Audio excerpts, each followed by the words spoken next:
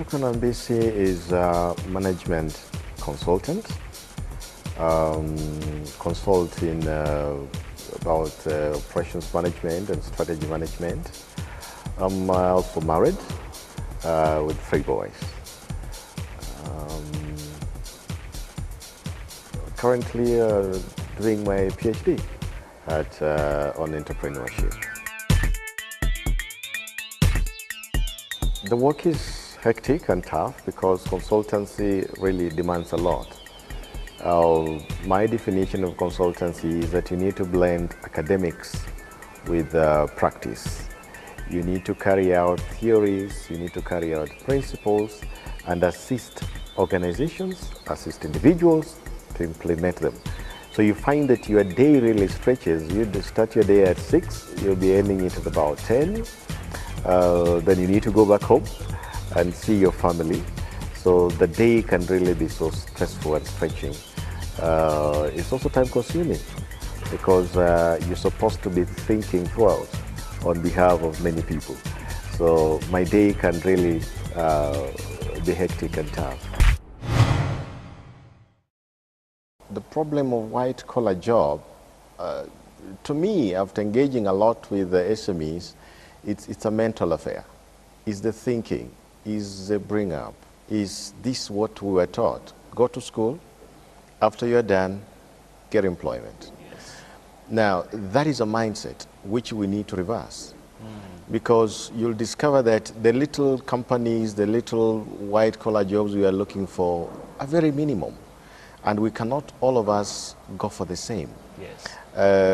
It therefore calls that we need to change tact. We need to start looking at these different aspects of development, which is important. That is the SME. As you say, the question of white-collar jobs is more of a mentality issue. It's just in the mind. Yeah. Don't you think then our education system trains us more to seek out white-collar jobs instead of thinking of how we can start our own jobs, our own businesses? I will say education is one. Yes. Education is one, the way it's structured, because I do recall that most universities currently are including a course on entrepreneurship. Right. But what we're saying, the mentality aspect, it goes beyond what you've studied. It goes beyond, I have this as a knowledge. You need to bring it out. And as I said, education is one, and also the society is another one. I have a degree. I have a degree in computer science. I have a degree in engineering. I have a degree in medicine. How do I go back and start hitting the metal, the juakali? But when we now get out of that, the juakali mentality and realize that it's a matter of what am I doing to make myself and increase my wealth and my value. If I get to learn it from that perspective, it'll get me from the white-collar job. Tell me, what determines the life or death of an SME? I give you 1 billion now. Yes. The question is, what do I do with 1 billion? That should be the question everybody should be asking. SMEs, normally, I tell them, that is the question. The question is that your survival is not based on money. Your survival is based on the passion to see yourself succeed. The passion to see that you grow that business to what it's supposed to be. You must see where you're going, work towards it. Wow. Do whatever you need to do to be there. The challenge of an SME are many, and I want to just mention one here, because the dynamics that go into you at that time, they're diverse. One of them is that you must be strong-willed. Now, that one you're not taught in school. That's true. You're not taught in school. You must be strong-willed to stand the wind, to stand the diversities of many things that are hitting you. Finances is one of them, and I don't want to talk about it. Yes. Because that's what kills our mentality. I need 10 million to begin. Now, where do I get the 10 million? There's no 10 million. We rub it out of our minds, we rub it out of our thinking, and go back to the other dynamics. Ability, thinking, seeing, what does the economy, what does the environment need me to do? Yes. Because if the environment requires me to carry mandazi, Yes. and walk with mandazi to the offices, that's a cheap thing, which you can do. The next day, you'll be telling us your story. I started with little mandazi going down the offices. Then opportunities do come up. Wow. So the growth and the death of an SME has got nothing to do with money. If you overspend, you'll be punished. If you do it right, you benefit. So the problem that we have is that people fail to realize that you must apply the science of finances. Finances require that you know what are my incomes, you know what are my costs. If you overstretch the costs, you're going to be punished. If you overstretch the incomes, you'll enjoy. I normally tell people, run away from the concept of I want to cut costs. Yes. That is not the right parameter or plane to use, because costs will come. If your baby is sick, you need to take the baby to hospital.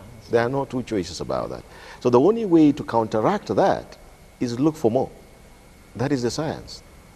That is the science. Wow. We have the credit bureau. The bureau is there, which actually compares notes with all banks. So what the bank does, the individual bank will do, is that if they keep on asking you to repay and you don't, they send your details to the credit bureau. So the bureau now is the one now that is the custodian of the rating. So the other bank, before they pay, they give you a loan, they must get your records from the bureau. The bureau now will send back and say, hey, that is a red flag, don't. So you just hear the bank saying, no, no, we cannot give you the loan. So they have centralized it. It sounds like it's a matter of you can run, yes, but you can't hide. You can't hide. There are two personalities whom I admire. One was my former employer called James Kamau. James Kamau operates a law firm called IKM. He's a man I saw starting from scratch, a man whom we could work together until very late. I could see the hard work in this man.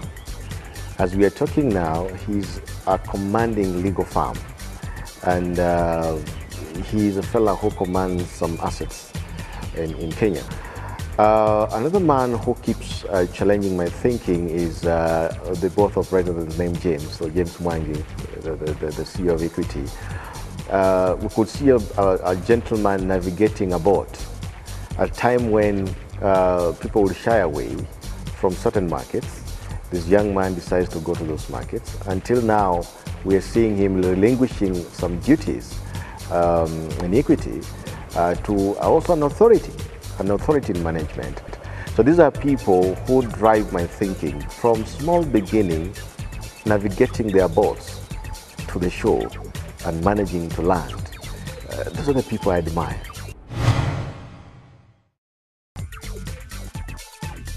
The youth are a group that have a lot of energy. I also employ them in my farm.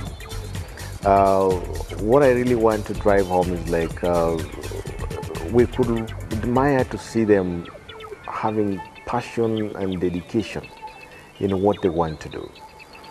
We could admire to see them developing strong will in what they want to do. Let us see and know that even our parents are not where they are in a day. They took some time. So I would advise the youth that let them draw their path, commit their path, dedicate their path, and grow their path. They will realize the dreams they want. It cannot just come like instant coffee.